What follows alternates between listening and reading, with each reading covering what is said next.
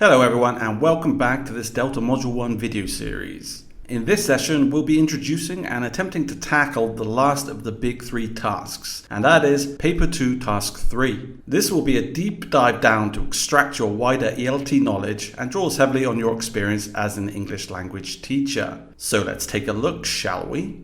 This is an example of the Paper 2 Task 3 from the December 2017 past paper, and the rubric starts with below is an extract from a teacher's blog. After a period of significant popularity, drilling has become very unpopular in some teaching contexts. So you're provided with some kind of written input, and it can be describing current or historical ELT perspectives, ELT being English language teaching, or it can explain an ELT principle or approach, or it can explain a certain language item or feature. These are the three main kinds of written input, and in this case this is describing a current ELT perspective. And it doesn't matter whether you agree or disagree with this perspective. In fact, it's actually helpful if you are somewhere in the middle. The reason why will become apparent shortly. The extract itself can come from a teacher's or trainer's blog or journal, a methodology or teacher's book, an article, or an unknown source. And in this case, it's from a teacher's blog. Where it comes from isn't really important, but the kind of written input it is important. An example of input explaining an ELT principle or approach can be seen in the June 2014 exam, and this probably comes from a trainer's blog or a journal. One approach to language lesson staging is PPP, presentation, practice and production. Language is pre-selected by the teacher. A language presentation stage is followed by controlled practice activities and a free production stage. This is explaining a certain ELT approach, or in this case, a methodology. From June 2018, we can see an extract from an article on learning vocabulary, specifically idioms, which it then goes on to explain are items which are not the sum of their parts, blah, blah, blah, blah, blah, with some examples here as well, explaining a certain language item. This input here essentially sets up the task, and you are provided with it in two parts. Possibly three parts, usually two, each of which poses a question. And the parts will typically contrast one another. We're thinking pros v cons, or reasons for A versus reasons for B. You need to make as many valid points as you can across both questions in order to answer them by drawing on your broader ELT knowledge and experience. So reading parts A and B, both relating to drilling, we have what beliefs about language teaching underlie the use of drilling in the classroom? What beliefs can be generalized as pros? Why might drilling be unpopular with teachers and learners can be realized as cons. Reasons for A versus reasons for B. What reasons are there for using PPP as described above in ELT classrooms? What are the advantages of organizing a language lesson in the following sequence? Production, presentation, practice, which is in fact TTT. Therefore, we're looking at the reasons for using PPP versus the reasons for using TTT or test, teach, test. And our third example is again pros and cons. What reasons are there for teaching idioms, or the pros? What problems might learners have with using idioms, or the cons? Now let's delve a little bit deeper into the task as a whole, looking at more information, advice and strategies. So 40 marks means it's 40% of paper 2, and that should equate to roughly 35 minutes of your time in the exam. If you make 15 distinct valid points, each one will net you 2 marks for a total of 30 marks. 10 marks are also awarded for the overall depth of response. We'll look at that a little later. Important to note is that you should make as many points as you can. That's because if the point isn't valid, it will just be skipped over and the examiner will move on to the next one. So don't cross anything out. For example, if you make 20 valid points, 15 of them are correct, including the very last one, you will still get the full 30 marks. Also very important is that if you can't think of how to add depth to your point, then leave several lines of space below and come back to it later if you have time.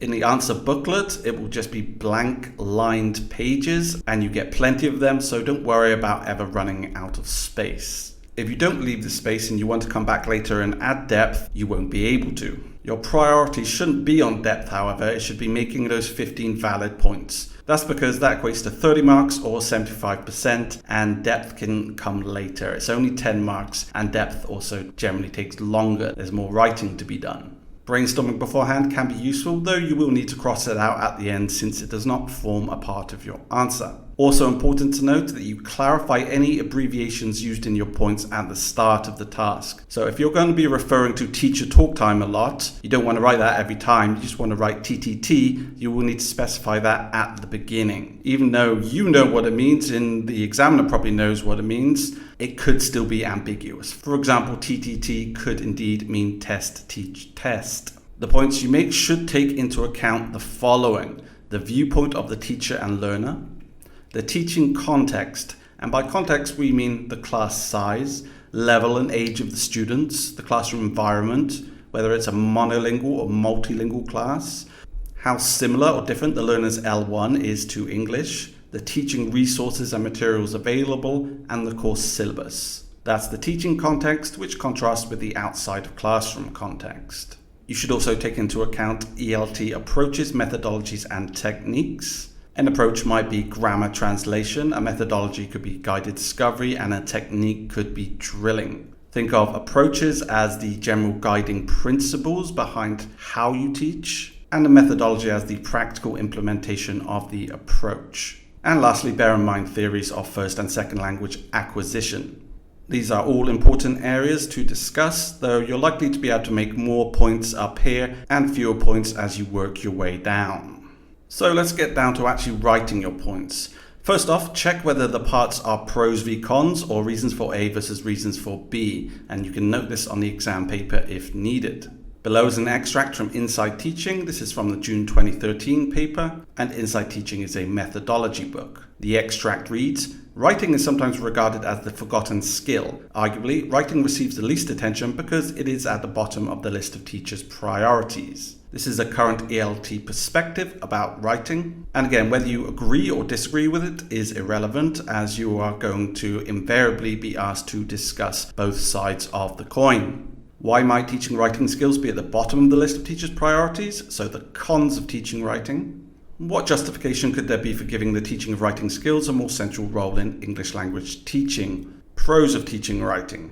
Now these aren't clear-cut pros and cons, and the first one is slightly skewed towards the teacher's perspective, but largely you can think of it as two opposing points of view. Having done this, try to write each point as a single concise sentence. And I suggest starting with points relating to the viewpoint of the teacher and learner, followed by the teaching context and outside of classroom context. As we just mentioned, there are likely to be more points and therefore more marks available here. Starting with the viewpoint of the teacher then, correcting written work can be time consuming and therefore an additional burden to teachers. I'm sure we can all remember times where we've had to write a whole bunch of essays in a short period of time, and that is indeed a burden we could do without. Teachers may lack knowledge of certain written genres and how to teach certain writing sub-skills. If we think about a written genre like a discursive essay you might need to write for IELTS, well, when was the last time any of us had to write a discursive essay? Probably not since we were in school or university. And how to teach certain writing sub-skills, things like paragraphing, punctuation, written discourse. It can be difficult for teachers to cater to students with different writing abilities in the same class. And you can often see this in young learner classes where you've got 6-year-olds and 10-year-olds in the same class. Typically, the 10-year-old is going to have a more refined and quicker writing ability. So these are probably the easiest to visualize since we are teachers, therefore we're just looking at our own viewpoint. And maybe slightly less obvious is the viewpoint of the learner. So here it's a good idea to step into the shoes of your learners and try to visualize from their perspective. Now, if you're a learner yourself and you're learning another language, maybe you have a language tutor or something, it's also helpful to draw on that experience. Writing tasks can have negative associations with homework and exams for learners. The focus on accuracy in written tasks makes it demotivating for learners, potentially. The focus on accuracy in written tasks makes it too difficult for learners. Now here we run into a problem because, as we said before, you need to make 15 distinct valid points. These, although a little different, are not distinct enough. They're too similar in meaning and therefore only one point would be considered as valid. So we'll choose one, doesn't really matter which. Next up we have speaking tasks are more interactive and usually perceived as more fun. Writing tasks are more solitary and usually perceived as more boring. Again, we run into the same problem here that these are too similar in meaning and therefore you should only write one. Common feedback by the examiners in the exam report is that candidates have repeated points. Of course, you won't lose any points, so if you're not sure whether 2 points are distinct enough or not, then just write both anyway. Learners whose L1 uses a non-Latin script will find writing difficult and may try to avoid it.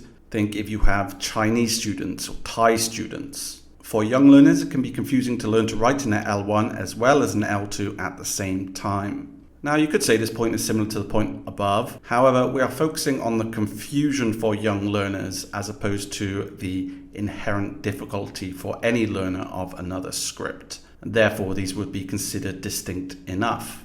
So just by considering these two viewpoints just for part A, we've seen we can make 8 valid points, which is over 50% of the 15 that you need. Hence the importance of considering these viewpoints first. Now let's consider the teaching context. Writing takes up a lot of valuable class time, which could otherwise be given as homework. So teaching context, this takes into account things like lesson length. And if your lesson is only 45 minutes long, say, then you are very restricted in the class time you have available. Though you could also say this comes from the perspective of the teacher. Coursebooks often don't provide activities to support teachers in developing writing. So here we're talking about the teaching materials, and maybe not directly a con of teaching writing, but more directly answers the question here, bottom of the list of teachers' priorities. Writing may not be a major part of a school's syllabus. Different cultures have different assumptions about features of good writing, and this means that there is more to unpack. For example, features of a formal written email might differ between cultures. And considering the outside of classroom context, we have people speak more in real life. So these are making generalizations which are not directly related to teaching. And now we'll consider the ELT approaches, methodologies, and techniques. Some approaches emphasize oral skills, like the communicative approach. Feedback on writing is usually delayed and so can be less effective, especially if you collect the writing in, you mark it, and then you give it back the next lesson. It's going to lose that immediacy that you might have with feedback on speaking. And lastly, we'll consider theories of first and second language acquisition. It takes a long time to learn to write. Kids have usually been speaking for a few years before they can master the written word. Writing is often considered as a skill which takes care of itself over time, and learners will naturally improve with time. So as you can see, there are many more possible points to make than the ones you actually need to write. So you certainly don't need to think of all of these, just a selection. 50% would be enough. Now let's contrast this with the pros of teaching writing. Again, from the viewpoint of the teacher, it enables teachers to identify global errors as opposed to slips. Slips are small errors made when the student maybe isn't concentrating or is a bit nervous, as in like a speaking test environment, but they have internalized the correct form. Whereas a global error is one where they haven't internalized it, and since in writing you have more time to think, therefore it's easier to identify these errors. From the viewpoint of the learner, learners expect to write in class. Learners can see their progress over time, which can be motivating. Look at how bad my writing was a year ago compared to how it is now. Some learners with strong emphasis on writing in previous education experience feel more comfortable writing. There is a record of the learner's written work, which again can be motivating. Some learners enjoy the creativity which comes with writing, particularly if you're writing a story and you're not constrained by what you want to write about. And it also takes the pressure off shyer or less confident learners. You're not put on the spot with writing as you are with speaking. So lots of points to make here from the viewpoint of the learner, and things to consider are their expectations, their personal experience, their personality, and what is likely to motivate them. Let's consider the teaching context. Learners with a different L1 script need extra support. Writing conventions may differ between L2 and the learner's L1. You see this a lot with punctuation. Technology can provide additional support to learners. We're thinking smartphones, spell checks, dictionaries on your phones, these kind of things. It is possible to make writing a more collaborative process in class. For example, process writing, where you can maybe plan together, draft, check each other's drafts, that kind of thing. Now consider the outside of classroom context. Some learners need to write for work emails. Some learners need to write for exams, IELTS writing. These are similar, but we are considering adults versus young learners, and the genres of writing will be different in each case. Writing is more common in everyday life because of the internet, texting, and such. It's easier for learners to practice writing outside of the classroom. And lastly, considering ELT approaches, methodologies, and techniques, we have learners have more time to focus on and therefore develop their accuracy. Speaking is about accuracy and fluency. Writing is primarily about accuracy. Writing uses a number of different language features and sub-skills. So spelling and paragraphing are examples. And for theories of first and second language acquisition, improving writing has a knock-on effect to improving other skills. So it's likely to improve your reading and also potentially your speaking. Those are all the valid points, which would get you 2 marks apiece. And if you did want to take the brainstorming approach, you would need to do this before you actually start writing the task. And it might look something like this, having the 2 opposing views and getting your initial ideas in here. The problem with this is it takes time and it doesn't actually contribute to your answer. You would need to cross these both out before actually writing your points. So it's useful for some people, but bear in mind the additional time needed for it. Now you have your points, each of which is a single sentence. How do you expand them? After each point written, either expand it out or leave a few lines of space before writing the next one. As we said before, if you don't leave space, you can't come back and add to it. A rating of 1 to 5 is given to the depth of the response to the task as a whole. This is then doubled and added to your score out of 30 to give you a total out of 40. So this is your rating down here, and the rubric which correlates to that rating. So for 0, no development of the response. So let's say you made 15 valid points, all single sentences, you didn't add anything extra, you would get 0, but that would still be 30 marks. So you can potentially still get up to a distinction grade without doing any expansion. And then as we go up the ratings, the rubric changes accordingly. Rationale is minimal, rationale is evident. A minimal response to the task, a limited response to the task. Points are minimally supported, points are sometimes supported. And it continues up the rating 3, 4 to 5.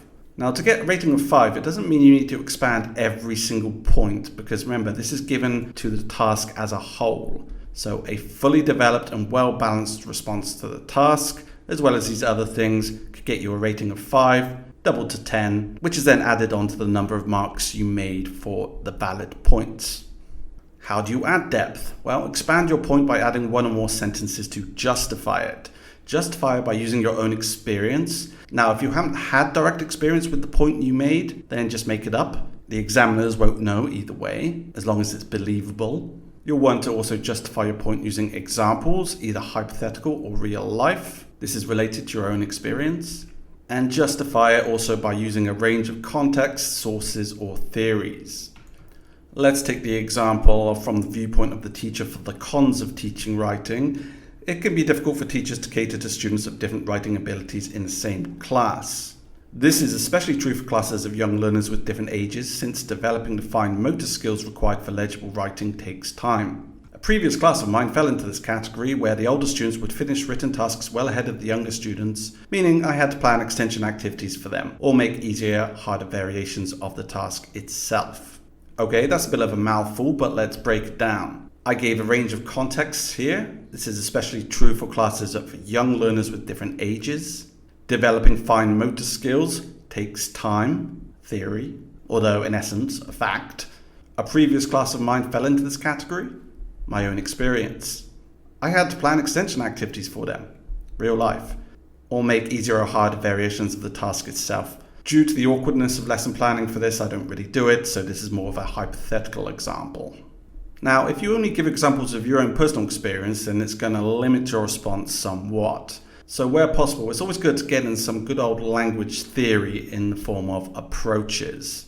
So for the point earlier that mentioned some approaches emphasize oral skills, you can expand this out by saying 2 examples of which include community language learning, also known as CLL, and the communicative approach, the latter of which is very popular these days. Here, the notion of developing communicative competence is placed front and center via real-world oral interaction as opposed to writing, which is emphasized more in somewhat outdated approaches like grammar translation. So here I've mentioned a range of theories 3 different approaches, so if you can get it in, it's always going to be a bonus.